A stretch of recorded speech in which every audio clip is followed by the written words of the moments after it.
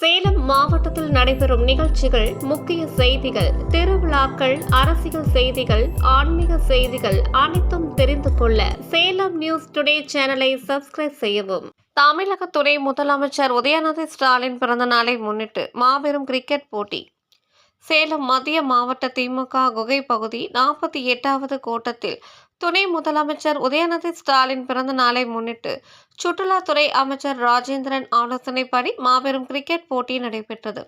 மாலை நடைபெற்ற இப்போட்டியில் ஏராளமான அணிகள் பங்கேற்றது.